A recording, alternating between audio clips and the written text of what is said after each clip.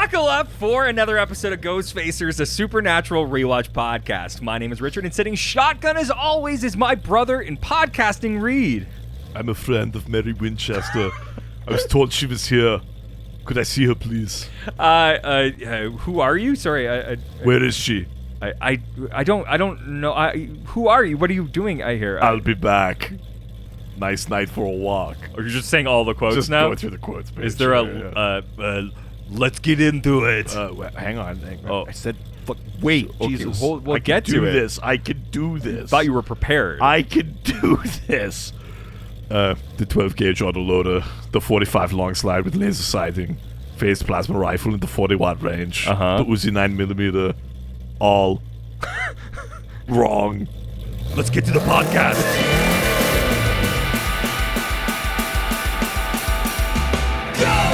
Ghost Facers! We're facing ghosts, we're others, we're not, we're ghosts! Ghost Facers! Stay in the kitchen when the kitchen gets hot! Ghosts! Ghost Facers! We're facing nightmare, we're facing dread! Ghosts! Ghost Facers! We're facing faceless, we're facing dead! Welcome to Ghost Facers. Today we're discussing Season 5, Episode number 13. The song remains the same. This is the song that remains the same. Oh, it's really good. I really liked that. Thanks. That was good. You know anything I like? A review. Whoa! Yeah, Did we get one? We got a review. Whoa! A scrap of dish. Got a review! Oh no! I'm having a stroke. I'm gonna go have a stroke. Jesus. We got a review from Samwise. Ooh. Cogdill. You couldn't have been less confident saying that. I could do it. Cogdill. Cogdill. What did Samwise write? Well, it's the subject of Total Rave of a Podcast. Fuck yeah.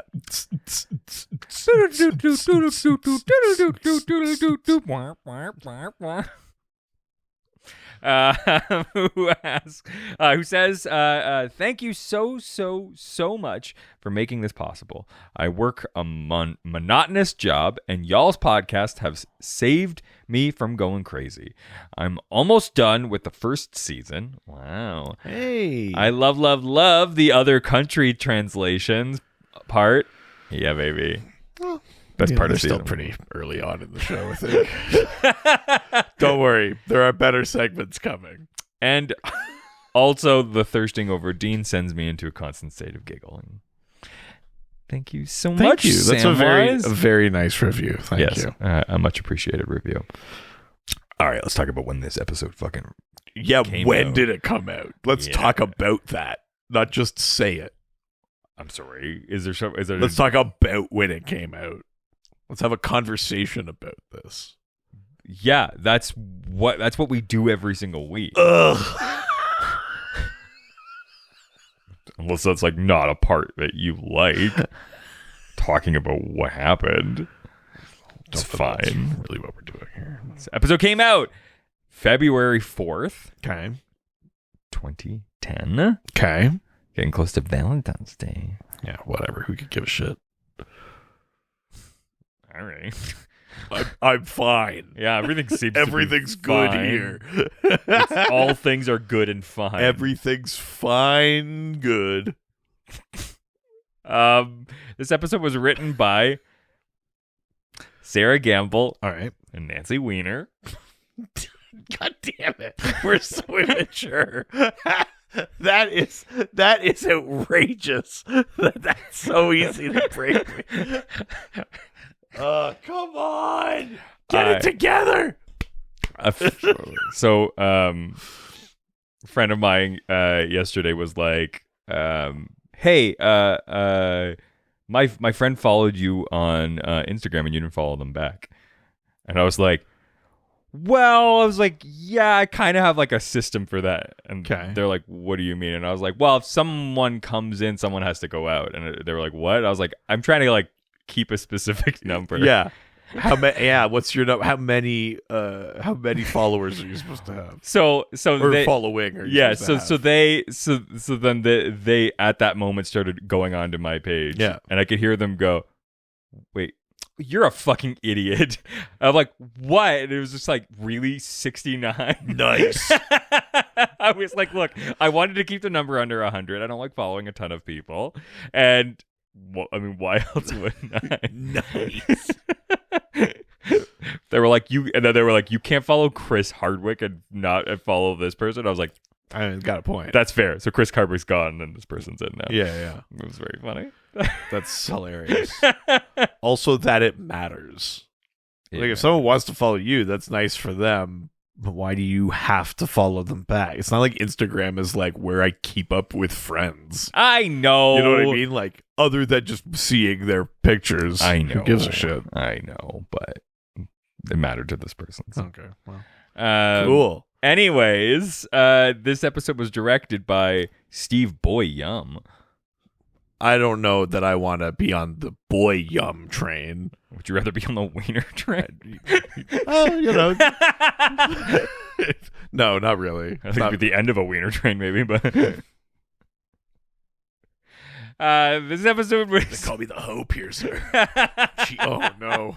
I don't. Wow. I didn't like that as soon as I said it. Yeah. You Oof. just against them, just piercing through, right? Yeah. As soon as I said it, Yeah, I it wasn't regretted good. it. Wasn't Yeah, good. It wasn't good. This episode was viewed by an estimated 2.28 million viewers. Ooh. Down from last week, but we're still in the mid twos, and I think we're all right. Yeah, we're doing fine. You know, we know where we are now. We're not going to hit 5 million again ever. No. You know. No. I am excited for you to see the promo this week. Okay. I think you might have some feelings. All right. I'm listening. Here we go. I'm listening. I was like, you should be watching though, because Well, we'll see. okay. Oh, they make that look so fucking boring. Because the only shots we get in the actual episode is just Anna, like, with blank face going, "I'm really sorry." Like, it's... Oops. Put it this way, that wouldn't be in the Terminator trailer. No. I'm really sorry. Sarah Connor, I'm sorry. This is my mission. Oops, Sarah, sorry. I'm so sorry. All right, let's talk about international titles. Sure, I guess. It's some people's favorite part of the shows. I mean, they're still early on. They'll come around. Yeah, I'm sorry. The thing that's about the show, they were going to switch it out for fucking sandwiches. What could be more about the show than that? Jesus Christ. When we get a Patreon, then they'll see. Then they'll see. You'll all see. Yeah.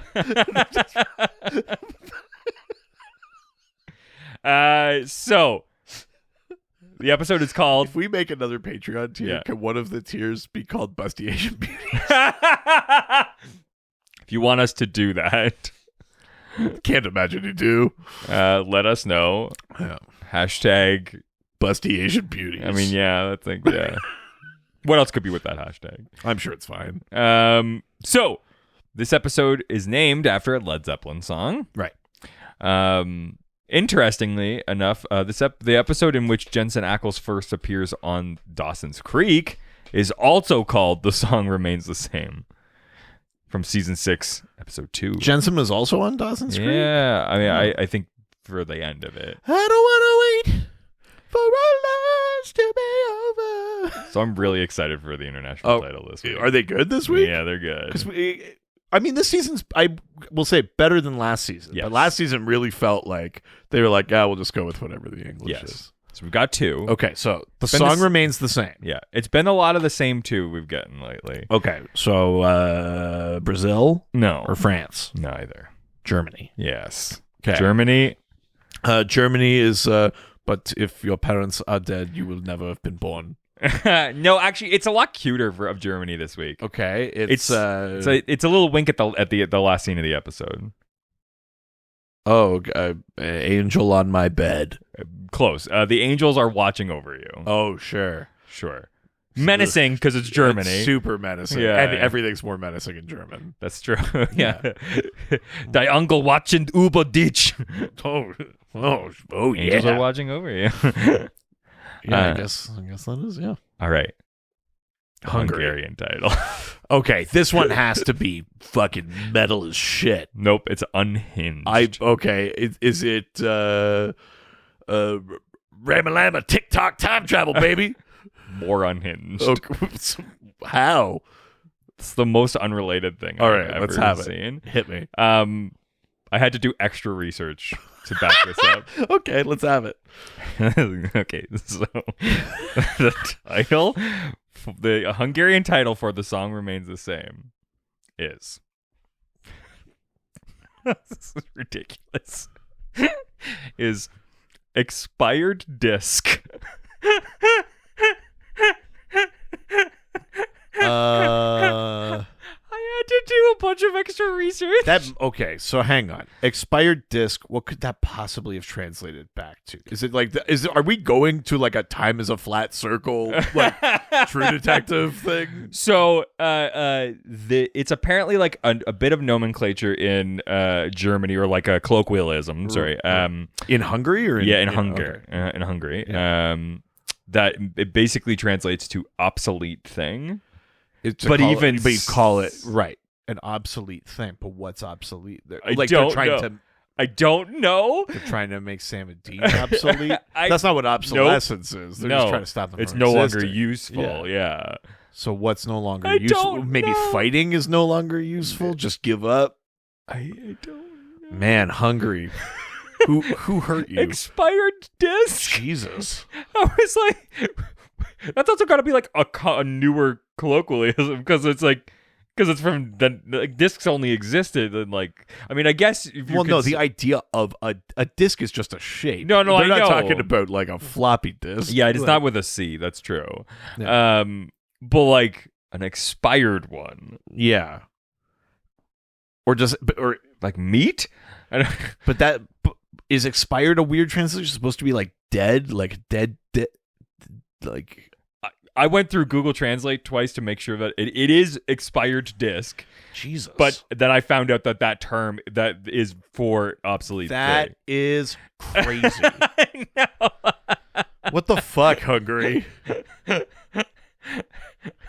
Expired. Hey, we're gonna put on Supernatural tonight. Well, what episode is it? Oh, it's expired disc. Oh, love that one. You know, with angels, obviously. Guess what happens in expired disc? I mean, obviously, it's angels, Time and travel, yeah.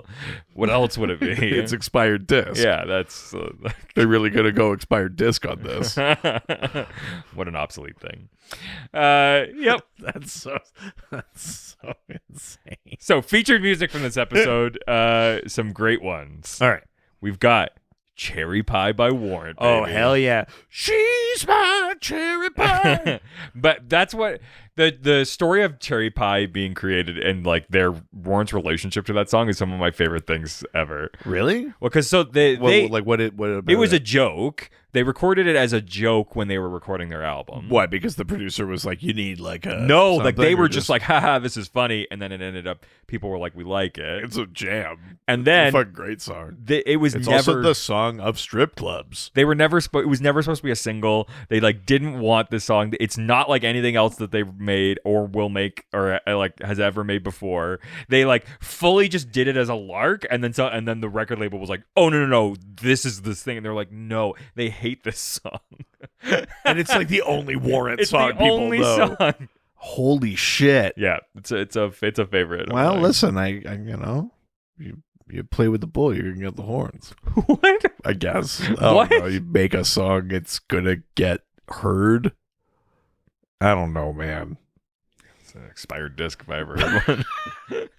Ah, my back. Oh, I think I have an expired disc. That's what it is. Holy Oh, shit. shit.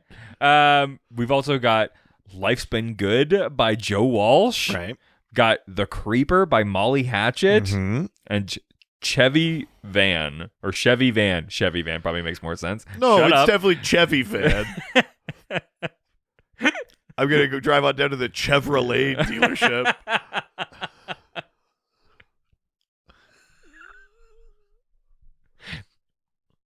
I like Chevy Chase. Chevy Silverado. Yeah, by Sammy Jones.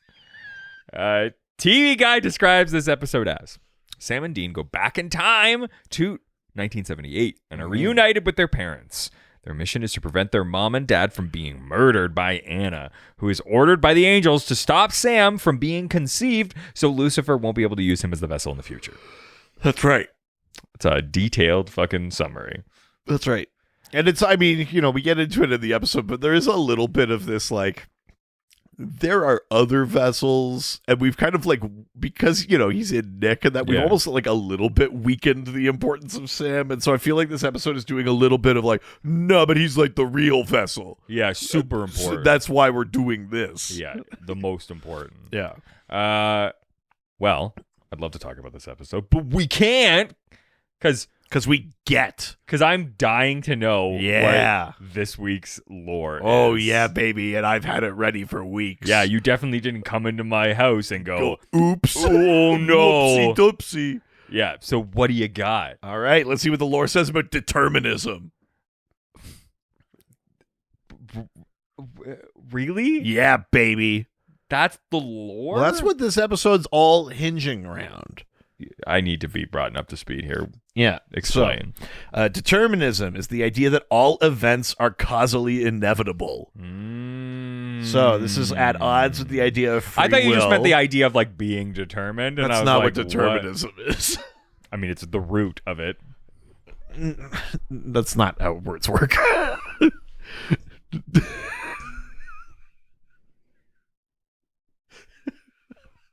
It's the English root of that word. What is the root?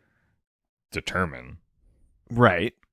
But there's a difference between being determined and determining things. I think we're saying and determining things is where determinism originates. That it's just a way of making a decision. Well, it's not about making a decision. It's about whether or not the decision's been made. It's been determined. I think we're saying the same thing. We're not. They're all connected, but that's not. Let me do my segment. Talk about an obsolete disc. Dude, no, we are not there. This is not a sandwich. You think I won't just launch a sandwich segment this now? This is not what this is. Test me. Sorry, sir. I'll do it. I swear to God, I'll do it. Please don't. No, don't. Please drop your weapons, or I swear to God, I'll do a sandwich segment. Determinism. The idea that all events are constantly inevitable. So it's at odds with the idea of free will, or the idea that like intellect or sentience or intelligence offers an opportunity to like craft the future as you make decisions. So there are several different kind of views of this. You know, there's like fatalism or destiny, or there's also like non-religious, like atheist determinism, like scientific determinism. There's a bunch of different versions of this. Sure. So some of the philosophies and religions, like, you know, posit that there's like a single unalterable like cosmic plan. So we are all playing a part or performing a role, or, you know, we're cogs in the machine that is moving the universe and time and everything towards like an inescapable conclusion. Mm-hmm. We're all just pieces of that puzzle. Mm-hmm. There's also kind of smaller ideas that maybe not every little thing is like that, but like major things are. You know, the ideas. We're heading in one direction. Or like the idea of like soulmates. Sure. You know, things like that is like, you know, theoretically, if you believe in that, you should probably backtrack and believe in a determinism of everything. Sure. But for some people, it's just like, that is out there, and meanwhile, I'm making a bunch of choices. Yeah. But I think for some people who take comfort in those ideas, there's the idea of like, and these choices I'm making, I will eventually find my soulmate, because that's how that works. But there are other more scientific, pragmatic views of determinism. There doesn't have to be a design behind it. You know what I mean? I think religion and destiny and talk like that really makes it out like there's already an end game, and we're working to your left. Oh my God. And we're working towards it. Mm-hmm. Right? But the scientific one is like, there's not a planned, ending, but the idea is, every action or decision or everything that is made based on every previous action and decision that's was made. Literally the like setup of that TV show Devs, which is basically that like through computers and like mathematics, you can potentially, if you can figure out all of the mathematics that got us here, you can potentially predict the future. So that and that's precisely it. So it's not about there being something written down like in the future this will happen. Yeah. But, like on an atomic level, there's a lot of things we can predict perfectly. Yeah. And on a cosmic level, in terms of like the movements of stars and galaxies, we can predict things exceedingly accurately. Yeah. Weather we can predict about a week out. Yeah. And it's because there's too many variables to figure out, how much does me opening a pop can affect the breeze? It's the butterfly effect thing, right? Yeah. But yes, to your point, that's just a matter of computing power. Yeah. The fundamental idea, though, is still we understand how these things work. If we could capture all that data and process all those calculations, we would 100% know what would happen next. And for hard determinists, who are people that are like, this is exactly how it is, hard determinism basically means people just go like, even when you make a choice, that's the only choice you're ever going to make. Sure. There is no choice. Because even when you think you're second guessing yourself, what made you do that? Yeah. It's all the stuff that came before it. So again, theoretically, you can calculate with enough computing power all of the things that would make you go, no, actually. So then truly, you were never going to make a choice. You were always going to just do this one thing. Mm-hmm. Theoretically. There's a thing called soft determinism, which there's medication for that. Word from our sponsor. Blue Chew. Blue Chew. Yeah, baby. Oh. Look, we're in our 30s. Yeah, ever since Supernatural went off the air, I've needed Blue Chew. Look, I'm in my 30s. I've had a real issue with soft determinism. It's okay. So, soft determinism, they do this thing where if you really look at it, they're basically also saying like, no, it's like, it's either you believe in hard determinism or you don't. Because it's so easy for you. Because the soft determinism thing is like, it still counts as free will if you believe in it and it makes you happy. Yeah, you can just thumb in your determinism. If the choice you make is one that is satisfying to you, not one that you just feel obligated to do. It's still essentially free will. Who gives a shit whether or not it was also like a foregone conclusion? Yes. That's kind of their perspective on it, which I think is like a way to be like, the universe isn't like a terrifying, cold, scary place. Yeah. And I think it's also a way of addressing the idea of like moral responsibility and things like that, because stand up in court and be like, Adams led me here. Sure. Yeah. You know what I mean? So there's that is kind of like a weird piece to it. And then there's also this here's an interesting scientific rebuttal though. So we talked about like things at the atomic level. We talked about like big cosmic things, and we're exceedingly good at predicting and calculating those. Mm-hmm. But quantum physics, like the more we get into it, the more it's based on literal uncertainty. Yeah. That things can exist in superposition. They can have more than one state until we make an observation and we freeze them into one. Yeah. So then is the act of observation, is that free will? Is that, when we solidify a thing into what becomes the deterministic model, is that us exercising free will? The actual, to take something that is existing in like quantum flux and is indeterminable and determining it, is that the thing that proves free will? Sure. Wow. We've taken something uncertain, we have made it into one of its possible things, but the other possibility it could have happened. Yeah. And now we're on the track where we could use that and predict and calculate and things like that. That's fucked. Right? Yeah, I don't. Isn't that a little bit fucked up? So yeah. It's slightly terrifying, I guess. The idea, Yeah. but I guess the thing that's sort of freeing about it is it's not a lack of free will in that I know you're going to end up here. It's just what we already believe. It's cause and effect. Yeah. But when you take that to the nth degree, you realize that like, oh, when I decided like to turn left instead of right, I was always going to turn left today. Even when I told myself earlier I was going to turn right, that was part of the process that led me to turning left. So when like I actually kind of say this a lot in real life, like a cliche I despise. It makes me like viscerally angry. Is when people say things happen for a reason. And my response is always that yes, but the reason's behind you, not in front. Sure. It's like people say that to go like, and one day, I'll get that karmic payback or for whatever. Yeah. It's like, no.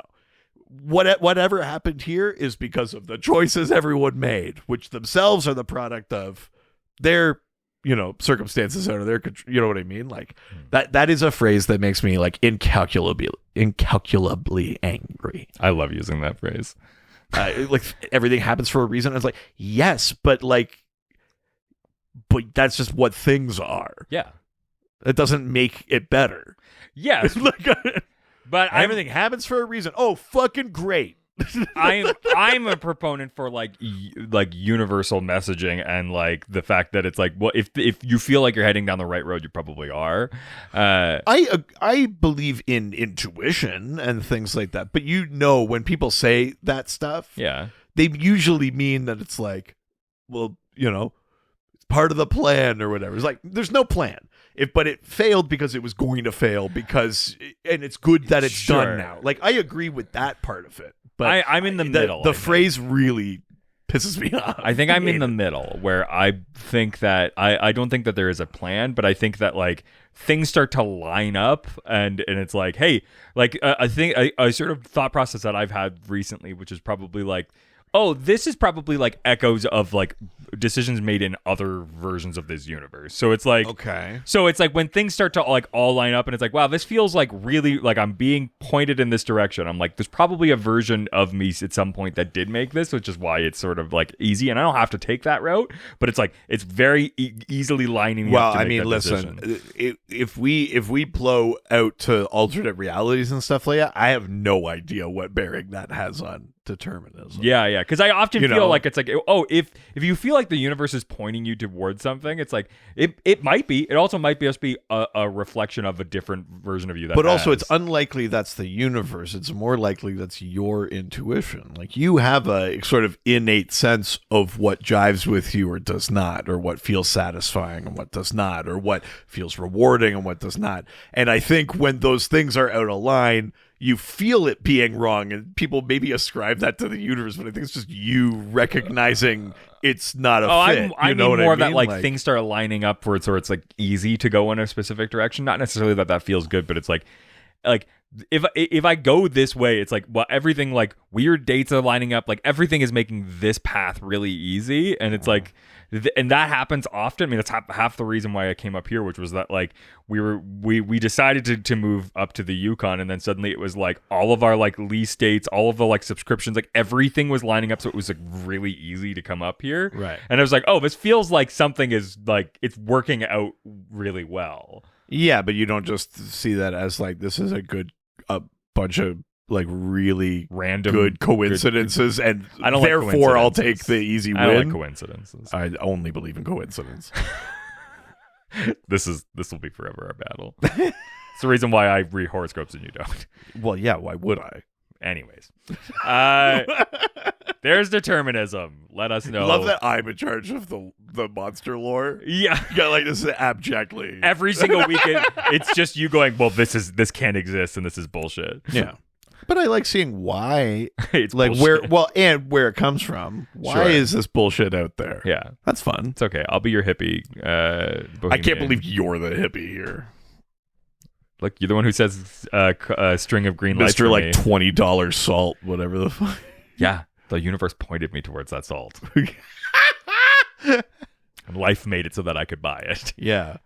Like a weird Rube Goldberg machine, like a can fell off a shelf, you slipped, turned around, went down the wrong aisle, and you're like, oh, the salt. It's always been the salt. Thanks, universe. Yeah. Yes. Anyways, let's get into today's episode.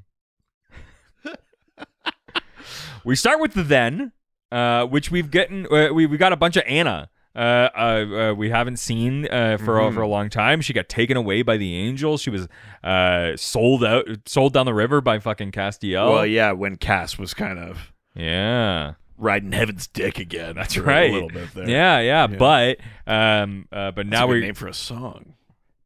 Riding heaven's dick.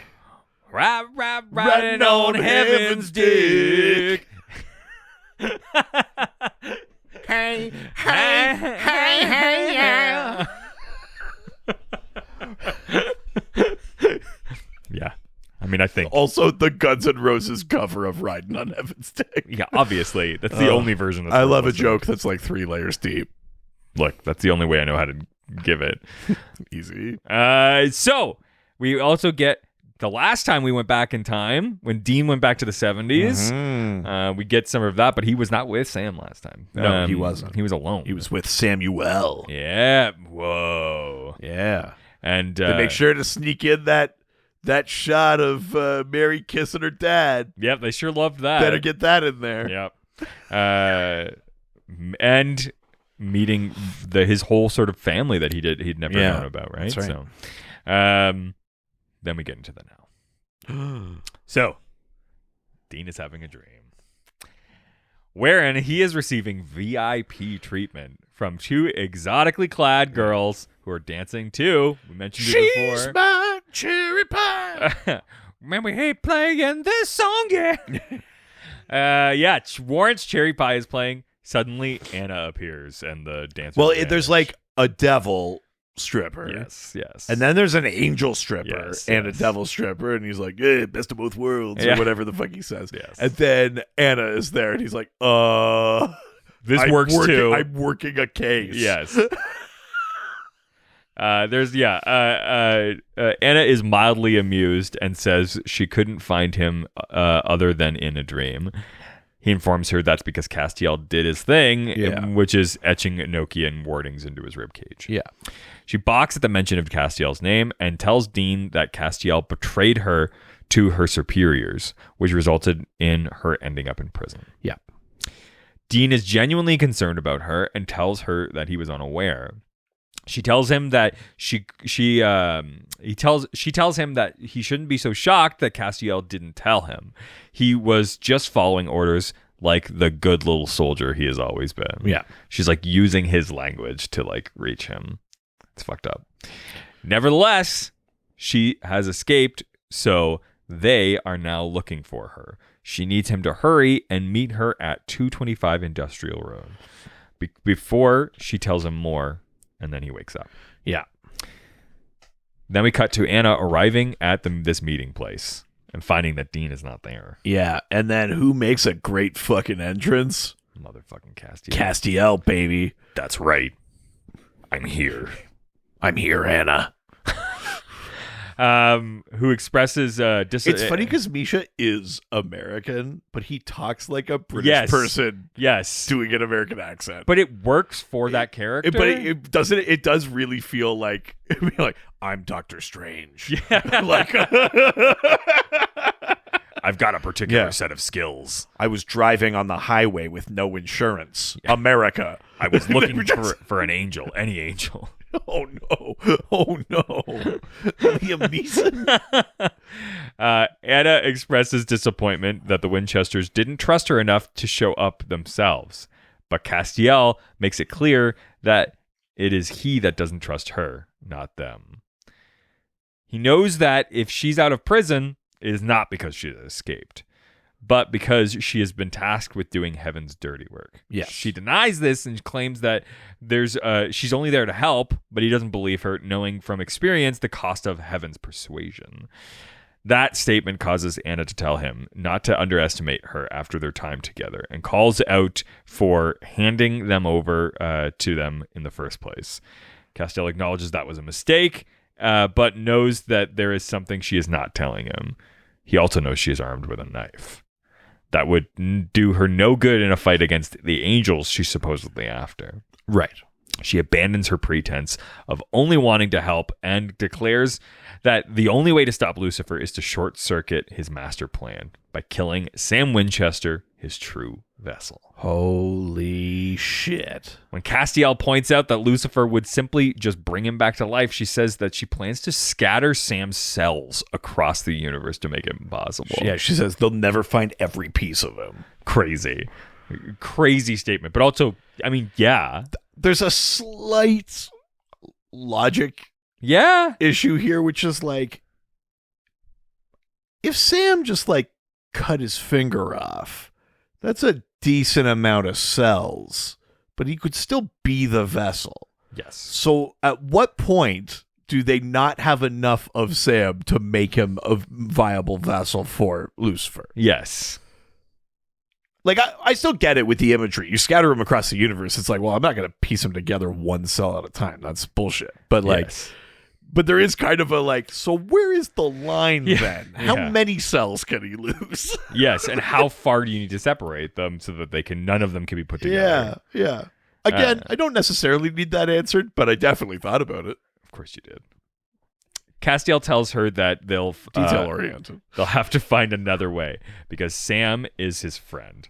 While Anna pauses to acknowledge Castiel's change of sensibilities and allegiance, she still insists that they intend to stop Lucifer, and this is the only way to do that. I love when Cass goes, "He's my friend. If you come near Sam Winchester, I will kill you." And I'm like, oh, fuck yeah. If you even joke about touching Dean. Don't even get me started on Dean. I mean, I'd love to get started on Dean. I'm trying. Making a lot of inroads to get started on Dean. Yeah. I think, like, give this 10 more years, maybe. I think we can really get there. She points out that the reliance on the cult and the search for God are clearly not working. Castiel informs her that the only, even though he's been through so much with Anna, he will kill her if she comes near Sam, and she flutters away. Castiel goes to the Winchesters in their motel room and informs them of Anna's true intention. Dean can't believe Anna's gone all Glenn Close on them, which he's referring to the actress's role in a psychotic spurned lover in the thriller Fatal Attraction from 1987. Right. And Sam, not her turn as Cruella DeVille. Yes. Yeah. Right, yeah. He's not referring to Albert Nobbs. Good reference. Good movie. And Sam wonders if she's correct in believing that killing him is the only way to stop Lucifer. Castiel assures them that it isn't the only way, but knows Anna won't give up until Sam is dead. Right. He therefore decides they'll have to kill her first and prepares a tracking spell to find her. He finds that she knows he won't let her near Sam, so she's traveled back to 1978 to kill John and Mary Winchester before Sam can be conceived. Upon learning this, Sam and Dean immediately demand that Castiel transport them back to stop her. But Castiel reminds him that time travel is very difficult even with the powers of heaven at his disposal, and he is currently cut off from that resource. Yes. Yeah, he's like, if I bring you back, I'm going to be greatly weakened. Like he's basically saying you're on your own. I can't help you against the angels if we do this. And they're like, look, if there's a chance to save our parents, we have to set everything right. We have to try. Exactly. So they pack their weapons and go. We do get a shot of Anna just like flopping into 1978. Yes, yeah. She hilariously lands on a Firebird, and the way that she lands on the wings of the Firebird. It's a very cute shot. Yeah. I love that. Like, we have to pan up to a poster of Grease. Yeah. Sandy. Yeah. Sammy. Oh my. Oh. Whoa. And it's Yellow Eyes going, "You're the one that I want. You are the one I want. Boo, boo, boo." Yeah. Yeah. Oh, God. I mean, Grease is a sort of a guilty pleasure film and musical, but I always think of there's a good College Humor sketch where they're all tell me more. Oh my God, the more. dad. And he's like, tell me more. Did she put up a fight? They go, what the fuck, Kaneki? They like instantly all turn on him, and I'm like, yeah, fuck yeah. They're like, that's fucked up. What the fuck did you do, Kaneki? There's also, I think, an SNL bit where it's the beauty school dropout, and and it's like an adult man, and they're like, what, like, why, what is this career you now have where you're like singing to teenage girls? Like, so funny. That's hilarious. Law school dropout. I mean, you know, there we go. Not bad. But now the three of them, Castiel, Dean, and Sam, arrive back in 1978 Lawrence, Kansas. Castiel's not traveled well and is barely conscious and coughing up blood. It's better than I thought it was going to be. Yeah. But I mean, you know, seeing an angel cough blood is, you're like, well, they're pretty fucked up. Yeah, not great. Because they've been, you know, largely unassailable. It's an interesting way to also be like, we want to all go back in time, but Castiel can't be helpful because then they could solve this pretty quickly. So yes, but we need him to get there. Yeah, but he is cut off from heaven, so yeah, that makes sense. Yeah, like, yeah, it's an interesting. I think they do a good job of threading the needle. Yes. Totally. The boys tuck him into a hotel room and hope that Anna is suffering similarly. They find their parents' address in a phone book. Which is funny because they do like a thing from the Back to the Future where they like look through the phone book and they rip the page out, which I like. Nice little reference there. And there's a lot of Terminator references in this episode. A ton. Yeah, definitely. Because that's essentially what's happening. Yeah. Right? And we cut to Mary and John Winchester in their like new life. Oh, they're so sweet. Yeah. Ain't they sweet? He's such a sweetie. Yes. It's funny watching... Before he started listening to Fox News. Before the 24-hour news cycle, he was a real sweetheart. Yeah, he didn't know. No. Though it is funny watching Mary like try to like fall into like the like 1970s like housewife thing when you're like, she is so the one in charge of it. And it had that relationship existed now, like she like, I mean, yeah. I'm all right. Yeah. Side note, there's this TV show that just came up on Netflix, and you should watch it. Okay. It's called How to Build a Sex Room. Okay. So here's the thing that I sort of realized in it, and I'll get to why this reminds me of this. Okay. So the type of people that are going to be on this show, right, are one going to be open about sexuality in general, right? Because the whole point of this show is basically there's like this. Also, finally somebody that I might be able to understand my reference here. But do you remember that show from Canada from like the 90s where it was like an older woman who like gave sex advice? Yeah. What was her name? Like Sue or something like that? Sue Johansson? I think that's maybe what it was. Yeah. Like the sex something or... Yeah. She was like our version of, what's her name? Dr. Ruth. Yes. Yeah. Yeah. I've mentioned this like three people. Yeah, it was like Sex with Sue or something like that. Yes. I mean, I don't know. Maybe. Yeah. Very similar scenario where it's like this 60-year-old interior designer who used to do like high-end like luxury like living rooms designs and stuff like that, and then somebody once asked her if she could do like a sex room, and she was like, oh yeah, why not, and then turned it into a career. And so I mean, that is a specialty. Yes. And so but the concept of the show is basically people want to like have a dedicated room for sex in their house, but the spectrum of that is anywhere from like a dungeon just to like a bedroom that's more suited for that intimacy, right? But what I find is interesting is that like the type of people that would like end up like coming onto this show, right, and agreeing to like talk about their sexuality, right, and like all of these things, it tends to be like these like very like forward women, Because it's like I was like, there's no chance. One, like, especially in our day and age, there's no way a man's gonna be like, hey, we should go on this thing and like talk about our sex room. Like, it's more likely that she's probably not on board. Exactly. Yeah, so it's never gonna be like male led. Exactly. Like, yeah. So one, it's gonna be women led, which means it's also gonna be like women who are more like in charge in relationships too. Man, I love that. This is what I'm saying. And so it's just like. Every episode is like this very strong woman who's just like, these are the things that I want sexually. And the guy's just like, whatever you feel like. Oh, my God. This is what I mean. You should watch this show. This very much reminds me. I'm like, oh, yeah, this is who she would be. Especially the first couple is basically these two. And I'm like, yes, you should watch this show. Huh. But so yeah, they're having their own little life together, and suddenly there's a ring at the doorbell, and who is it? Fucking Sam and Dean. Yeah. And hello. Yeah. And Mary is not happy to see them. No, but very specifically Dean, because the last time she saw Dean, she kissed her father, and then he died. Some other stuff happened too, but I guess that's all we got from the then. So. Yeah. Sam is like welling up. Yeah, like Sam shakes John's hand, and John's like, "You all right there?" And he's like, "It was a really long trip." Yes, they're like, "We're cousins, distant cousins." Hello, I'm Marvin Winchester. You know that family you've been looking for? Listen to this. But yeah, before John shows up, she's like, I'm not hunting anymore. Like, John knows nothing about this part of my life. Because remember at the end of the episode, he had forgotten anything had ever happened. Yeah.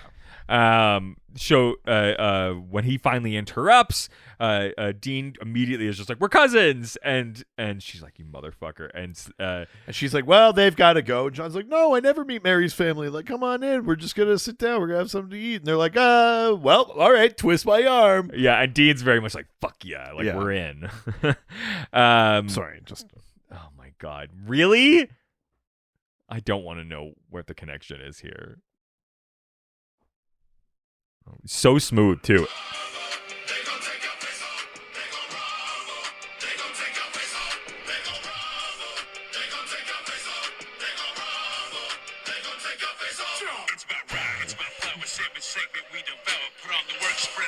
It's a new one? Oh. So what's my motherfucking name? What they gonna get though? Desecration, defamation. If you bring a man to the masses, face to face now we escalate. When I have to put bread to asses, breathe on it like a dream club crumbling. You're gonna scream down it, so bring drama to the king. Holla, coming at you with warm ciabatta.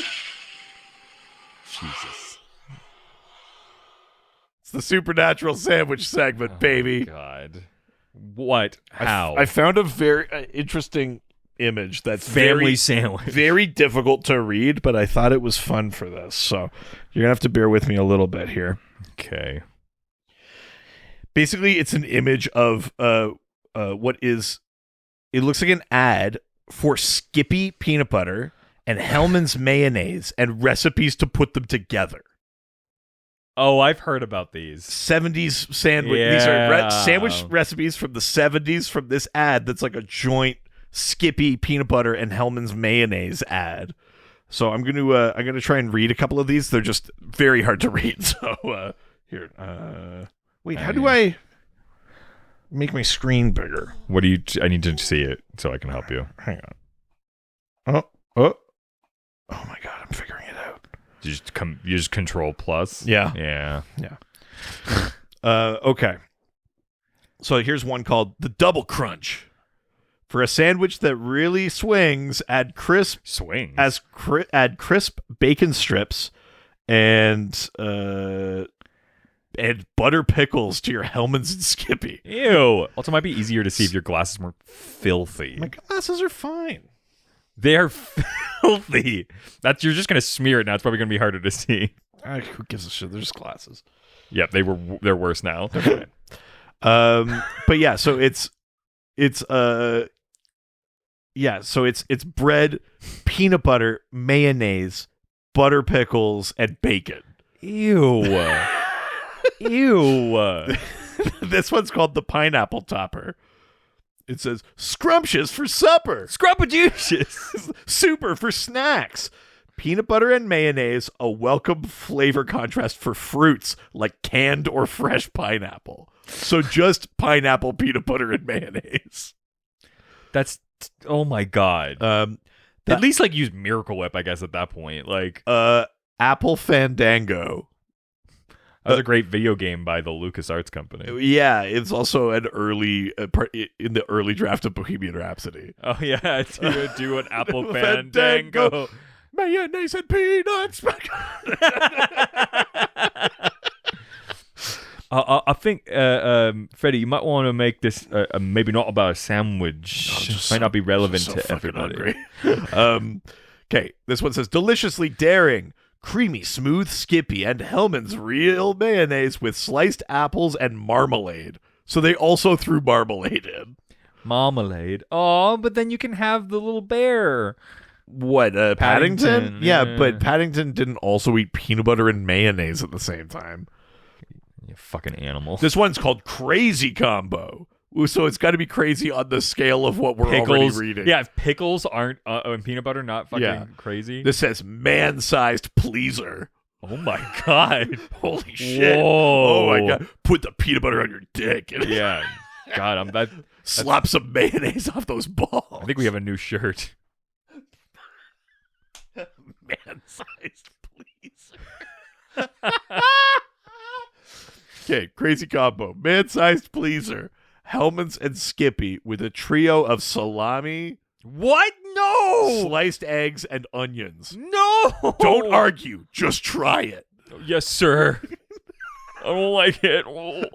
So sliced eggs, onion, Ew. salami, peanut butter, and mayo. It's disgusting. Here's the next one. It's called the funny face.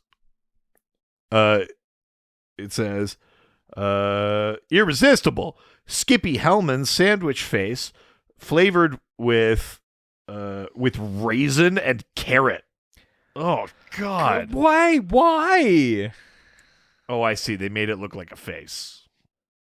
Oh, sure. Really But at what cost? At what cost? That's the man-sized pleaser. These are all open-faced sandwiches, by the way. That's not a sandwich, first of all. I mean, it's an open-faced one. Nope, open face is not a sandwich. Well, but I think maybe theoretically... If anything, it's a crostini. I think maybe they're just showing what I is hope in so. it, and It then you better would be. put the other piece of bread Open on face it. sandwich is not a sandwich. Wow. This is not the time to bring that up.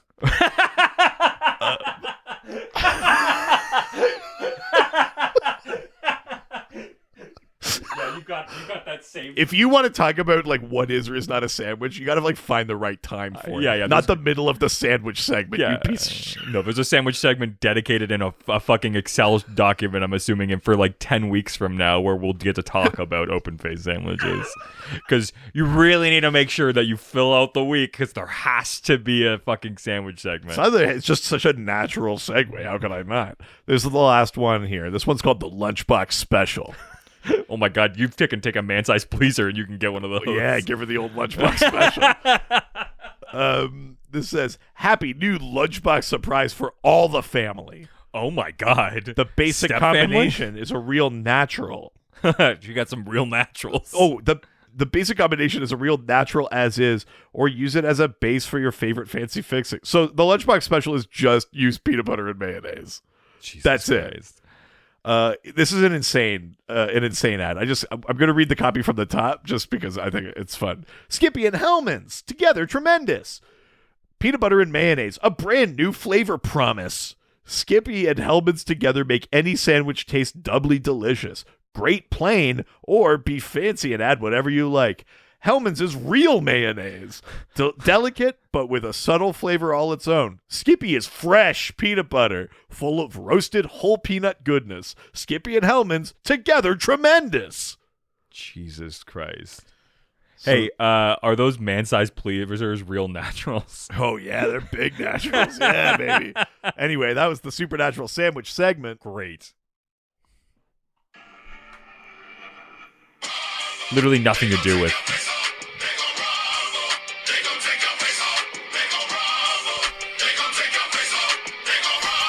Such a long intro. It's about rhyme, it's about flower, sandwich segment we develop. Put on the work, spread on sour, and take what's ours. Melted cheese in my veins. My sub is banging with grade and sandwich game. So what's my motherfucking name? What they gonna get though? Desecration, defamation. If you bring a man to the masses, face to face now we escalate. When I have to put bread to asses, breathe on it like a dream club crumbling. You're gonna scream down it. So bring drama to the king. Holla, coming at you with warm ciabatta. There you go. Supernatural sandwich segment. And what do you mean it had nothing to do with it? The 70s? This is the 70s? And it's like you're not even paying attention. what? All right, move along. Whatever. It's one of my favorite jokes ever was when someone says, "You're not listening," and I go, "Huh?" Yeah, it's one of my favorite jokes of all time. Joke in heavy quotation marks. I'm enjoying it, so it's a joke. Right, yeah. It's good for me. So, the boys are invited for dinner. Yeah. Food. Sandwich. Proper time to jump a sandwich segment in there. When John leaves to answer the phone, Mary tells them to go away and leave her alone, reminding Dean that the last time she showed up, a demon killed her mom and dad. More importantly, she made out with her dad. I don't know if we mentioned it already, but like as Sam and Dean are coming up to the house, they're like, what are we going to do? Sam's like, tell them the truth. And Dean's like, what? We got to tell them that like, there's like a Terminator situation happening. The movie's not even out. Yeah. He's like... Another one. He's very like, but the idea that it's like, how am I supposed to reference the thing that hasn't come out? Even I'm out of my element here. It's true. Yeah, it's very funny. Yeah, to me. yeah, because he was actually born, or at least I know Jensen's born in 1978. I don't know if. Well, Dean is not. Yeah. Okay. Yeah, that's right. But Jensen is, which is. But Jensen is. Yeah. They tell her why she and John are in imminent danger, but she scoffs at the idea that angels even exist, much less that they would have any reason to harm her or John. Dean promises to explain everything, but for now, they need to leave and head somewhere else safe. Mary comes to trust what they're saying, but says she doesn't know how she can explain things to John, which alerts them to the fact that he has left the house. Yes. The phone call he answered was actually from Anna, who mimicked the voice of John's employer, Mr. Woodson, to lure John to a garage where he works. He left them a note on the by the phone saying that he'd return in 15 minutes. There's another Terminator thing, which is that when Anna pretends to change her voice or whatever, this is a method that T-800 Terminators from T1 and T2 used when phoning their adversaries. Yeah, I mean, I think even the shot is basically the same. Of like the panning up, and then you see that it's like someone using a different voice sort of thing. After arriving at the garage and finding his boss dead, John is attacked by Anna. The brothers and Mary arrive, and Anna and Mary clash, but Sam is eventually able to drive Anna away from the building by drawing a banishing sigil. This is it's a good fight, you know. I like seeing, Mary get in there. There's a little bit of like, are we going to get our hands on this angel blade sort of thing? Because it gets like knocked out of a hand. She stabs Anna with like a crowbar or whatever. And Anna has this very cool, again, Terminator sort of just like pulls it out and goes, it's going to take a lot more than that to kill an angel. And then Sam goes, but we could distract one, and has in the meantime drawn the sigil. And it is interesting though, because Sam's maybe seen that sigil drawn once or twice. But they've done it. Dean has been, but they've never done it. This is the first time Sam's ever done it. I know, but he's got all that book learning. Yeah, he's smarts. Sam, look how long it took Dean to memorize Latin for an exorcism. That's true. And even then, he still can't pronounce the last word. Yeah. Adios, bitch. Yeah. Adios. On their way to a fortified Campbell family shelter, Mary, Dean, and Sam deal with John's angry reaction. Is the fortified Campbell family shelter just a soup? Samuel and Deanna's house? Oh, that's what I was trying to figure out from like the layout. I was like, is this just their house abandoned? Maybe. That's a good question. Maybe. Or, sure. I mean, it's probably also one of those things where, like, maybe it's a set or it's a house that they've used on the show before for something else. And that's why I'm thinking it's familiar. Maybe, yeah. It's probably that, but there was a part of me that was like, oh, fuck, are they coming back to, like... Because there was that front room, and then there's the dining room in the back, and I was like, oh, shit, is this the... It might not be, but that's what I was thinking. It could be, because, again, they're trying to keep that stuff away from John, and it's very plausible. I didn't really think about that. I didn't see anything about it. But yeah, John's pissed. He's just like, the monsters are Yeah. real. It's like, no one told. He's like, how long? And she's like, my whole life. And he's like, what the fuck? Yeah. He has a good, like, everybody shut up or I so help me God I will turn this car around. It's a very fun moment. It's a good, like, with the kids in the back. And it's pretty funny. It's good. yeah. They play it well. Yeah. When they arrive, John demands to be treated as an able body and gets Dean to tell him how to prepare a sigil. Yeah, he's like, I'm not dumb. Like, I could draw whatever the fuck this is. And Dean's like, it has to be drawn in blood. And he's like, ugh. And he just grabs a knife, cuts his hand. He's like, how big does it have to be? And Dean's kind of like, you're really reminding me of my dad right now. He's like, yeah, I've done my own independent research. Yeah. Yeah.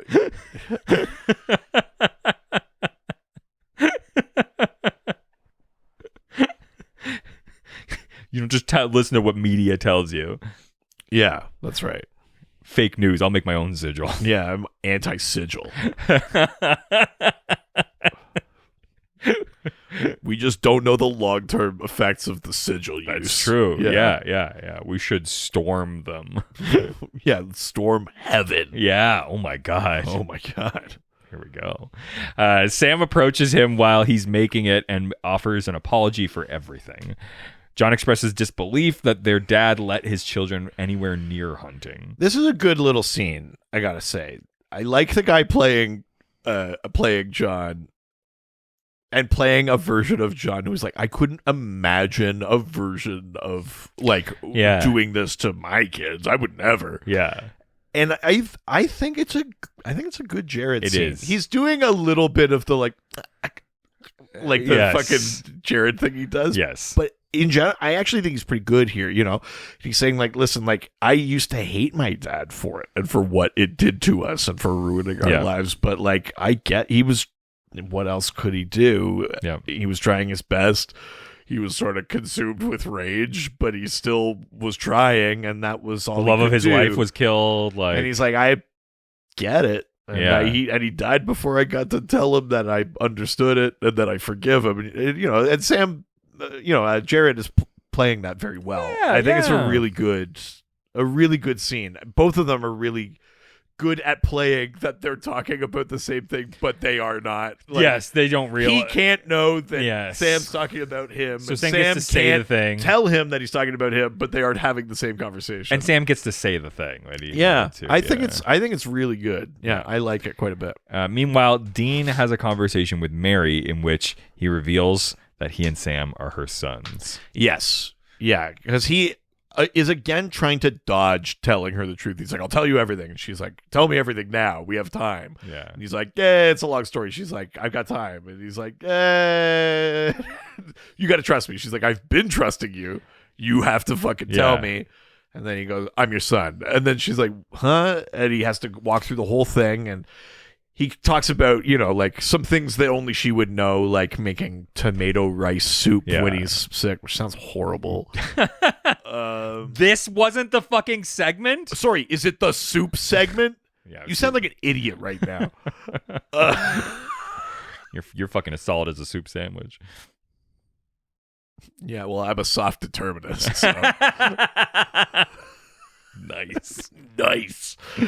No, it's a good moment, and he's talking, and he says like, what you got to do is like, November 2nd, 1983. Remember this. Whatever you do, do not go into that room. Don't get out of bed. Don't do anything. And Sam walks in and goes, that's not good enough. Like the demon's gonna find her. Like if she tries to run, if she tries to leave the house, if she tries to do anything, it's like the demon will find her. The only thing she could do is leave John. Yeah. We could stop all of this if you just leave him. Also, he's kind of a bad guy, so. Also, yeah, like, you do not want to see the way he votes. Yeah. Yeah, he always like straps an AK to his back to go order a sandwich at Subway. He's one of those assholes. Oh, no. Yeah. So you don't understand. Hillary Clinton is a demon. You zoom out of Supernatural and it's just him on like some sort of crazy like militia agenda, and he's like, "There's fucking demons in the White House." I mean, just wait till we fucking get Samuel. Oh no! Yeah. When there's a demon in the White House. Whoa. I don't know why we're whispering about that. I mean, not a demon either. But. Yeah, just a piece of shit. Sorry, what? Well, I'm trying not to spoil future seasons. Oh, that. Yeah. I thought you were just talking about how Trump's a piece of shit. Oh, no. Yeah, I'm not. Yeah, obviously. Yeah.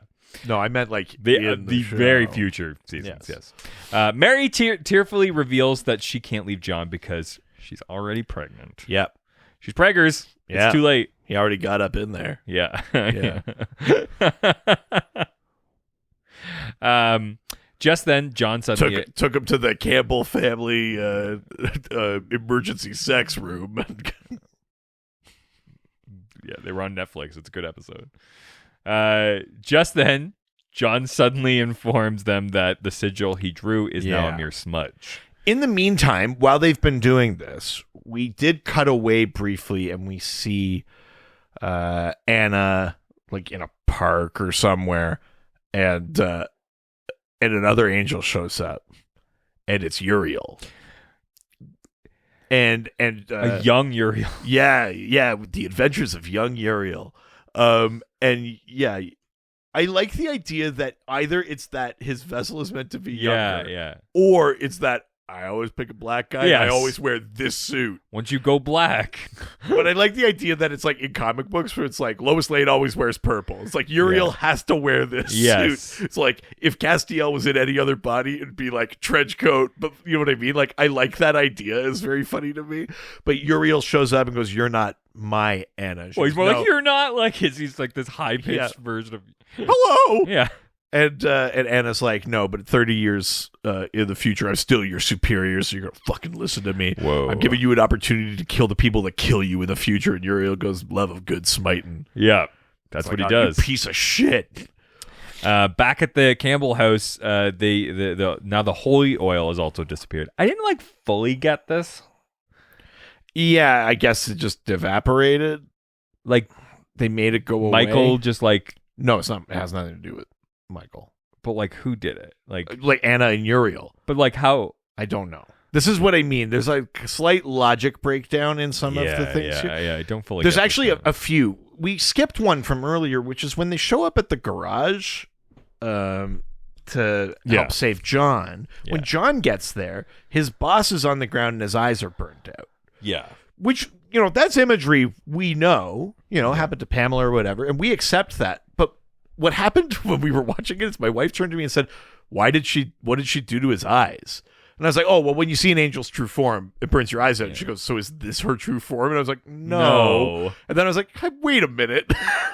It was one of those things where like, she may have just like we know out. what angels do. So I look at that and I go like, yep, angel. But then my wife was like, but when would that have been what he saw? Before. Yeah. Because Anna's popped out for a second. And yeah, which doesn't make sense either.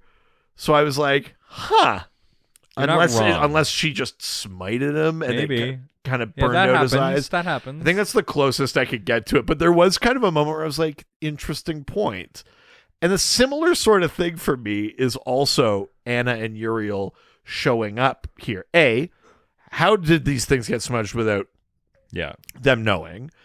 But then also we get like the high pitched thing and the windows shattering, and that to me we've only ever seen that with angels not in vessels. Yeah. Like when the archangels are coming to protect Chuck, or when but it ends up Cass first shows up or whatever. But it's just Anna and Uriel. They're just also doing that power. Yeah. I mean, I guess Cass kind of did that when he exploded all the lights to meet Anna. So, but it's an angel ability, but we typically relate that to archangels. I don't think it breaks anything, but it was definitely a moment where I was like, is this how we've seen this happen? And I was like, I'm not sure it is. Fair. But yeah. But they end up and also, a big is fight. it a thing they control or not? Because presumably they got in stealthily to smudge all the sigils. So are they just trying to fucking freak them out? And now they're just freaking them out. It's like, deploy Sonic. Yeah, yeah, I don't know. There's a couple of odd, and also if they could get in that quickly, just fucking kill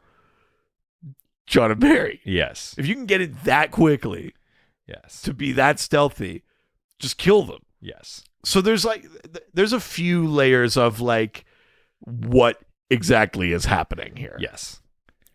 But they end up getting it all in a big fight. Yeah, well, I love that like Uriel comes around the corner and it takes Dean a second, or he says like, "I'm Uriel," and Dean's like, "Ah, son of a bitch." Yeah. I like that. Dean and Sam have a like, "Well, here goes nothing," to go fight angels sort of thing. It's a big fight. John tries to like grab the angel blade. Anna knocks him out of the building and like under a water tower or some shit. She rips like a beam or shit out of the wall and stabs Sam through like the gut. And, piece of pipe. And Sam's like dying, and Dean has like, "Sammy!"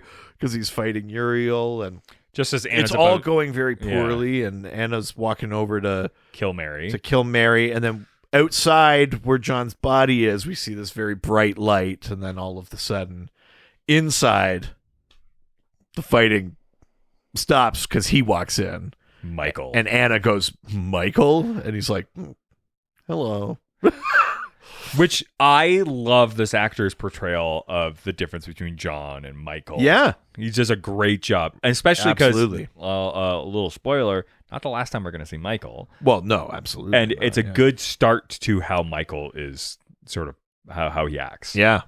That I think stays anytime we've ever seen him after that. Michael, the archangel of archangels. Yes, right? the opposition to Lucifer. The general of the hosts of heaven. Yeah. And he immediately fucking, the way that he smites Anna, holy shit. Yeah, and like this must be the last we see of Anna then. Yeah, and like burns her out, in white flames and everything. And the fucking vessel just gets like obliterated. Yeah, it's intense. And then he also just kind of like snaps Uriel back to heaven. So I have a little question here. I think I know the answer, but I just want to be sure. Yeah. Is this 70s Michael? Or Michael from the present come back to the past because he's like, "Anna, you piece of shit." I think it's from the future. You think it's future Michael has come back because he's like, "Anna shouldn't have done that." Yeah, because that's fucking it up. Well, also because the way that he says, "Hey," like to Dean, like it's about time we have a conversation. Well, that's why I was asking, because there's a familiarity that I was like, I mean, he's also the arcade. I would believe it if it's just 70s Michael knows how things are going to play out and knows that that's going to be his vessel. But I was like, does it make more sense if it's 2010 Michael has come back to fix what Anna was doing? That would be my guess. Okay. Yeah. That's kind of what I thought, but I wanted to see if you read it that way. That's sort of the way I read it. But Michael turns to Dean and says, they need to have this long overdue talk. And he knocks out Mary. And then Dean realizes who just like in Angel style, and he does like Decker or something. No. But Dean says that he needs to fix Sam, and he says that he will, but they need to talk. Yeah. Dean wants to know what he did with John. Michael tells him that he offered the opportunity to save his wife, and John said yes. Yes. Dean was under the impression that he was Michael's one and only vessel, but Michael reveals that though Dean is his true vessel, he's not the only one. Much like with like... well, he says it's a bloodline. Lucifer. Yeah, exactly. It's a bloodline. It leads all the way back to Cain and Abel. Which... Listen, aren't Cain and Abel meant to be like the first two sons of Adam and Eve? Oh, I don't know. That's a good question. And if that's the case, then isn't literally everyone in the bloodline that goes back to Cain and Abel? Yeah, I don't know. And also, I know the Cain and Abel metaphor is good, but theoretically, shouldn't one brother's lineage be from Abel and one be from Cain? Yeah, but they have the same parents. Exactly. So then is it like that eventually the Campbells and the Winchesters coming together is or what is it does just like the Campbells are Cain and Abel descendants and it doesn't matter who the dad is? But this is what I mean. I get what they're doing. And I get why they're doing it. Yes. And I'm mostly into it. But there's a little bit of a, like, but what do you mean? I think it's the clumsiness of using a word like bloodline or something like that. I think it's better if it's just like, I think it's I don't know. There's something else that has to be in there, I think, because like bloodline back to like literally the first people means everyone's in the bloodline. Yeah, there needs to be some other piece in there that they say out loud or something else that makes it clear why it's special that it's contained to the Winchester family. You know what I mean? Like something else has to be in there, and I just think it's clunky writing. Yes. While you're talking, I'm going to look up Cain and Abel just to see if I'm way wrong about that, but that was my understanding. Oh, okay. Yeah, I didn't think so. I thought it had nothing to do with that. But Cain and Abel are the first two sons of Adam and Eve. Oh, okay. Well, there you go. All right. Who are also the first people. So I knew that they maybe kill people, each other. But are there people that understand the Bible better? Than like, are there additional children of Adam and Eve, so that like, is there anything to kind of make it so it's Adam more and Eve specific not to like the beginning of all people? Like, yeah. Well, yeah, but if there's other children of Adam and Eve, then at least it's not like every single person on Earth is related to Cain and Abel. Or they made Adam and Eve, and then they just started making other people too, and that those created their descendants. That's interesting. Although I think that undermines the idea of Adam and Eve. They could still be the first people, but I think the idea is that they are the. Yeah, I don't know. We're both woefully unprepared for this. Yeah, come on, we talk about sandwiches again. Anyways, basically, they are he and Sam's destinies are as the true vessels of Michael and Lucifer have been set since ancient times. Yeah, and again, it's this conversation of like, yeah, there are other vessels, but I need you. You're the special one. The perfect fit. Yeah, and we're trying to like get around the fact that like we've already seen that angels can just hop other things. We have to be like, why are these two so important that everything revolves around them? So we're doing a little bit of that, but he's also like, Michael is saying like, this is destiny. Don't you think it's crazy that every choice you've made, every choice that had to have been made to even make you, to even make your parents meet, all of those things just randomly happened coincidentally, or is like, it's not random. This is the plan. God made the plan. You think you know better than God? And he's like, you will say yes because you have to, and that's destiny. Yeah. Dean does say awesome 6 degrees of heaven bacon, which sweaty line. I love it. Something we would write. 100%. This is referring to a game based on the premise that any two people on Earth are separated by no more than 6 acquaintances from each other. In 6 degrees of Kevin Bacon, players compete to find the shortest number of links between the role of any actor and those of Kevin Bacon, who is a very busy actor. Yes. So it's a fun game to play. But yeah, so Michael promises to transport Sam back to the present time unharmed and to wipe clean John and Mary's memory of the whole ordeal. But Dean protests, realizing that means that Mary will walk into Sam's nursery on that fated night. Yeah. Michael confirms that's true and tells Dean that he'll see him soon. He sends Dean back to the present. Sam and Dean are back in their motel when a battered Castiel touches back down and is promptly helped by them and collapses on the bed. Yeah. Ooh. Nice. Well, yeah, he shows up and he's like, I made it. I'm very confused. Yeah. He basically passes out. Yeah. They lay him down gently. Yes. Dean pours 2 drinks for himself and Sam and half-heartedly proposes a toast to Team Free Will. Holy shit. Is this the first time we get This is the very first Team time. Free Will? That's right. Holy shit. 1 ex-blood junkie, 1 dropout with $6 to his name, and Mr. Comatose. This is the first time that we hear, Team Free Will. This is a big deal. This is... I love that. Forever now. Yeah. We get to refer to and Sam has a little bit of like, I've been weak before. What if I say yes? What if Michael's fucking right, man? And Dean's just like, he's not right. Like, we'll just keep saying no. And he's like, Dad said yes. He's like, of course he did. Michael said he would save Mom. And he's like, yeah, what if Michael tells you he could save Mom? What would you do? And Dean kind of goes, gulp. And the episode ends. Yeah. We do get another shot of John and Mary. Oh, yeah. Ugh. They're being very cute, by the way. The yuck is not about them. Yes. They're being very sweet and cute, and she's pregnant, and they're in the nursery, and he's like, where did you even get it? So we were watching this together this morning, and they're referring to something that you cannot see. Yeah. That something is like on the wall, and you very funny. Which is just what they are looking at. Yes. It's just like a statue of an angel, and she's like, angels are watching over you. I don't know. It just felt right. But before which is they very say kind of that, insidious in its own way. yes. But before we said that, I said it would be funny if it cut, and the thing that they were looking at was the image you had commissioned of Dean taking me from behind. Like, where did you even find that? At a garage sale? It's very sweet. I only spent 25 cents on it. Yeah. I think it's sweet. And he's cut. It's just me getting railed out by Dean.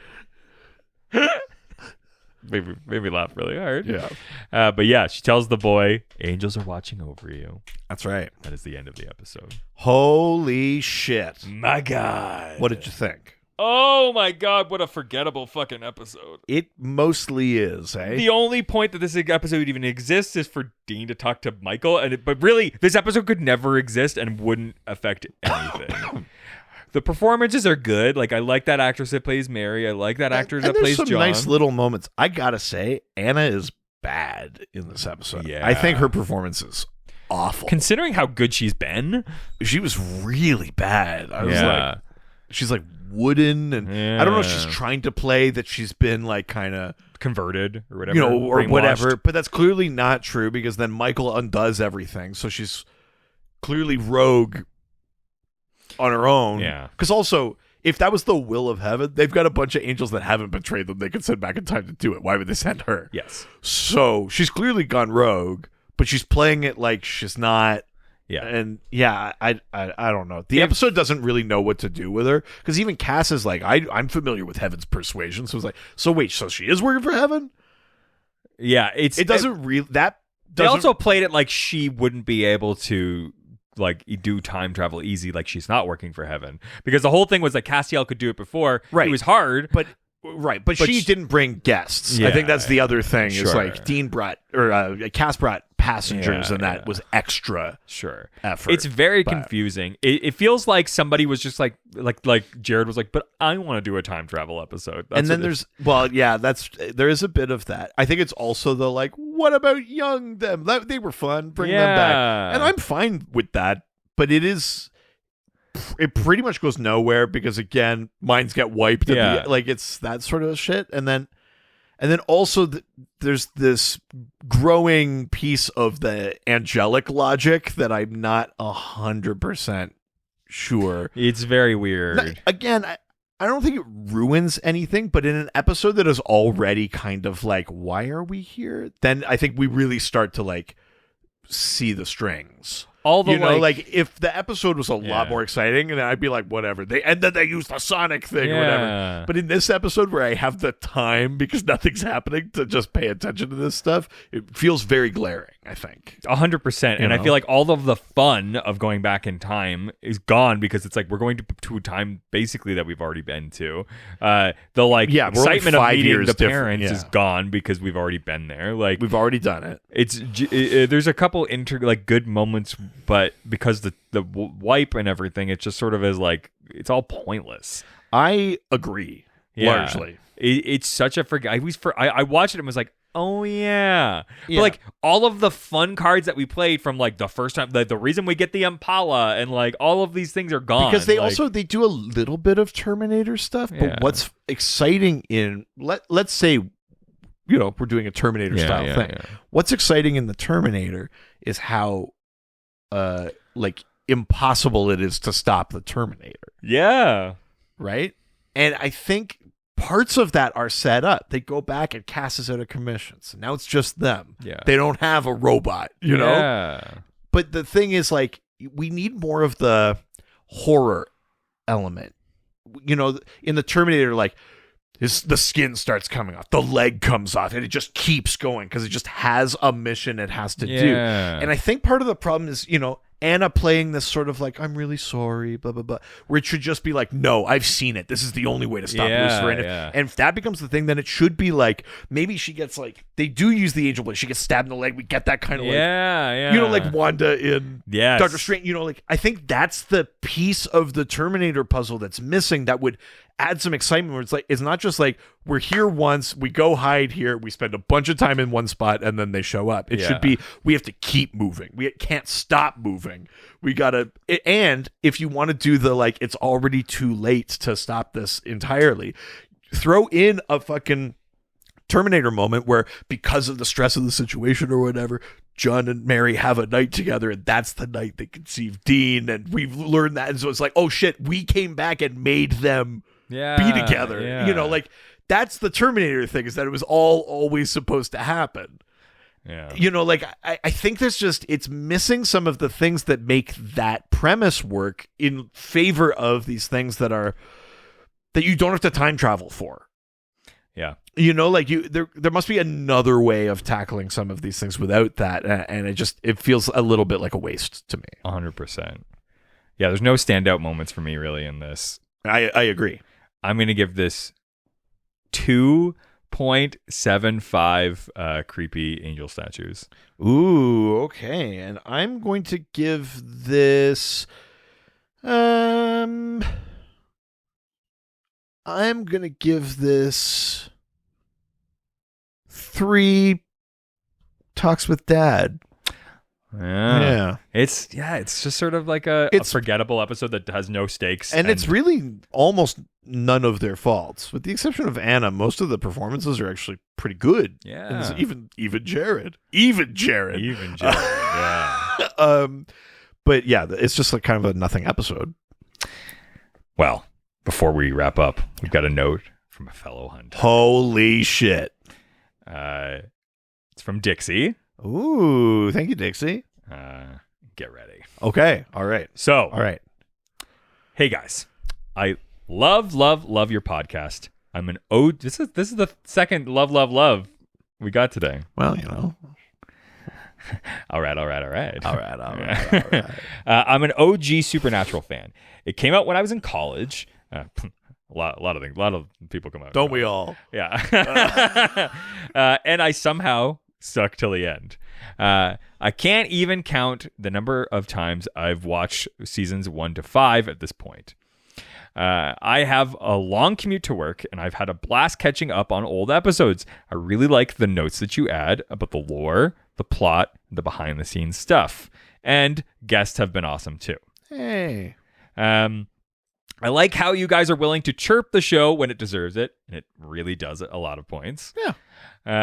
But that your love and affection for the show and the boys shines through anyways. Yes, we would not be in it for this long of a haul if we only were here to criticize. Yeah, no. Yeah. Looking at you, other Supernatural podcasts that are out there. Ugh. I sincerely think... I don't know even who that's directed at. Oh, I do. Oh, okay. Jesus. I sincerely think your show is way better than the Spate Benedict show. Not the one I was talking about, but fuck yeah. Let them know that. Yeah, their episodes... Make them come beg together. Oh, yeah. She's coming for them. Their episodes are super short. They barely talk about the show at all. And the hosts, despite being apparently friends, have no chemistry.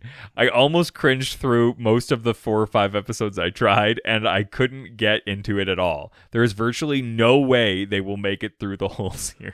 Wow. Come for them, Dixie! Oh my God. Yeah, we got fucking huge hype in our corner. That's right. Baby. I've been wanting to write this email for a while, but decided to wait until I was almost caught up, so I apologize for beating a dead horse. Oh, no, do it. Beat that horse. But I can't not comment on the blood issue. Oh, my God, yes. We're back, baby. Oh, you're going to love this. Let's get into it. I'm an ER doc. Oh, shit. And a med school prof. Oh, interesting. So while I'm not a hematologist, I did have some thoughts. Ooh. I know. Interesting. Let's do it. First, the lifespan of a red blood cell is only 110 to 120 days. Sure. So even if the yellow-eyed demon was somehow able to get his blood into baby Sam, the blood itself would not be circulating still. So no need for dialysis, blood filtering, chelation, binding up toxins in your blood, or full blood volume transfusion. Right. I love that we understand these now because we've talked about this so much. And I'm 10 seasons into a Grey's Anatomy rewatch. So I sort of know what's going on. Now, if he had somehow given Sam a demonic bone marrow transplant, I'd love to give Dean a demonic bone marrow. Easy. His body could potentially be producing demon blood, but I think that's unlikely. What does work, though, is that rather than the blood itself still being a problem, that the yellow-eyed demon transmitted an infection of sorts that remained latent until it became activated when he needed it. I'm uncomfortable with comparing demon blood to HIV since the connotation is terrible and inappropriate, but there are other diseases spread through bodily fluids that can have long latency period. For example, rabies, spread by secretions, not blood. Right. Can be latent for over 20 years in rare cases. Whoa. And of course, because this is a doctor, they provided... Is there citations? Yes, there's a bunch of citations. Hell in this. yeah. Listen, all of you, you mean the world to me. I love you all. There's Creutzfeldt-Jakob disease, a disease that causes a misfolded proteins in the brains called prions and related to mad cow disease. Usually takes 10 years to develop. Mesothelioma, which is cancer linked to asbestos exposure, can take 20 to 50 years to develop after exposure. Interesting. Therefore, I think yellow-eyed demon infected Sam with something that lay dormant until it triggered later in his life. I'm still working on what exactly that trigger was. I appreciate the ongoing research. This is really nice. Yeah. Yeah. You're like, hey, what are you about to publish your paper on? Oh, demon blood? Yeah. Though even something like intense stress can trigger things like cold sores or shingles, which are caused by otherwise dormant viruses. Okay. Glad I got that off my chest. I love that. Another medical thing came up. Oh my god. I love this level of I know. analysis. This is right where I live. This is the exact type of specificity I'm looking for. So this was the question of how Bobby became paralyzed after getting stabbed in the abdomen. Yeah. Oh, sure. Yeah. Yeah. It is possible that his aorta, the big blood vessel leading from his heart to the rest of his body, could have been injured. Okay. If he lost blood flow below the area of injury, it's conceivable that the arteries that supply his spinal cord were cut off and became ischemic, died due to the lack of blood flow, so no oxygen was getting there. Right. Okay. That makes sense. So that's dealing with that. That makes sense. That's a very clear explanation. Love this. Love it. On to non-medical things. I love Reed's laugh.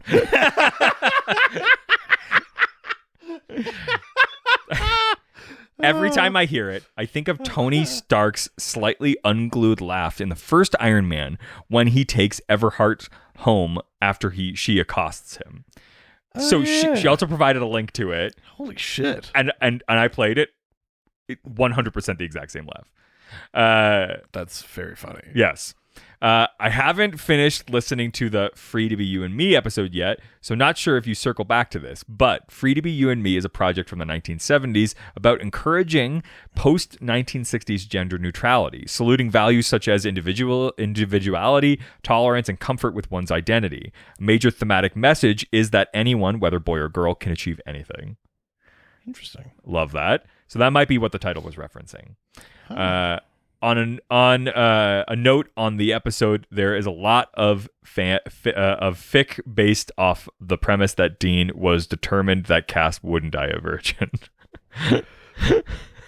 Oh boy. And it's getting hot in here. And if he couldn't do it at a strip club / brother, then Dean was going to take matters into his own hands, so to speak. My God. And with that, did you provide citations? Finally, Dixie has provided a ton of amazing fanfic recommendations that we will include as the show notes. Oh my God. My favorite thing about this audience is both how educated and intelligent you all are, but how fucking filthy horny you all are. It's the thing that binds us together. Yeah. One ring to rule them up, you know what I mean? More like one thing to read them all. Holy shit, Dixie. That's amazing. Thank you. Do we have like a whole like doctor's Are you office? all doctors? Yeah. How is this the cross section for this podcast? Is everyone's like these So high? do I have to do a Grey's Anatomy rewatch podcast? Stop pushing for this. I'm 10 seasons in, man, and you've conditioned me to think that if I'm doing a thing, it should be a podcast. Yeah, if you've done anything long enough, it needs to be content. So Look for our OnlyFans. replays Anatomy. Oh yeah. I can't believe this. That's wild. I love that. Like already, who else we got here? Like nuclear physicists. Yeah. Is someone gonna come at me for talking about quantum mechanics? Yes. This episode? Actually, I kind of hope someone does. That'd be amazing. My theology majors out there. Oh yeah. Any theologians? Yeah, this is the type of shit we were looking for on this. Yeah. Fucking love this. That's so funny.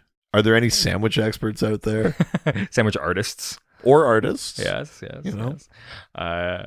I want all of these. And the places that you can do that, one, we're having a ton of those conversations on our Discord. That's right. So if you go to patreon.com/ghostfacers for only $1 a month, it gets you access to Angel Radio, our Discord server. Yeah. We're talking about other projects that the boys are. We've been talking about The Boys because Jensen's been on there. A lot of fucking sandwich talk. A lot of sandwich talk. We talk about monsters. We talk about episodes, all sorts of fun stuff. And people have, are posting their theories now, going back, doing the rewatch, being like, oh, do you think this maybe is tied to this thing that happens later or whatever? It's a lot of fun, and it helps to support us. That's right. Also, if you also like Dixie and Dr. Christine have, I guess Dr. Dixie, is that? But Yeah. if you also are a high achieving professional in some sort of specific field Yeah. and want to send us a note about a thing that we talked about and woefully we're unprepared to talk about, I mean, pick your topic. We are not prepared to all talk about it. topics. Yeah. Why don't you send us an email to ghostfacerspodcast@gmail.com, or you can send us a message through a ton of the other social media platforms that we're on. That's right. We are at GhostfacersPod on Facebook, Twitter, and Instagram. That's right. And don't forget to subscribe to the podcast on whatever platform that you get us every week. That'll help you out. It'll help us out. And while you're on there, you can also give us a 5-star review and we will read it on a future episode of the show. Yeah, baby. Tons of help. And while you're there on Spotify or here we Apple go. or whatever, go Self-promotion, baby. Yeah, go find the album Stand Up North, Shredded and Dead. It's an album of Yukon comedians that was recorded here in Whitehorse, Yukon back in March. It's a Just for Laughs JFL Originals album, and yours truly is on there. Yeah, let's keep him as the most favorited tracks. I had the stars next to my tracks for a bit, at least. I don't know if they're still there. I bet they're still there. But make sure that he continues his reign of terror. Yeah. Oh, no. Yeah. Also, if you want to show Oh my God, they're still there. Hell yeah. Holy shit. Also, if you want to continue to show your support to the outside world, you can buy our merch. Buy our merch. At ghostfacerspodcaststore.com, and you can show the world that you are a Ghostfacers fan or just specifically a sandwich slut or a lore whore. Yeah, what was the thing that we just said today? We had to make a shirt for whatever that 70s sandwich thing was. Oh, wow. Yeah. Oh, yeah, we still have to make the man, the path of destruction. Yeah. Maybe I could. Yeah, someone come up with an international titles. Well, actually, we have an internet. We have a Hungarian titles. Yeah, but just shirt. from season 1. Yes, that's right. Because that was really the best. That was when Hungary was on top. Mwah. Love that so much. Also, if you like this type of content, you might like the content from our other podcast. That's right. The Dr. DC podcast. We answer listener questions about DC comics and superheroes and stuff like that. So if you like how we talk about lore and cosmology and stuff like that over here and how things work, you might enjoy how we talk about how that stuff works over there. That's right. Say goodbye, bitch. Jerk.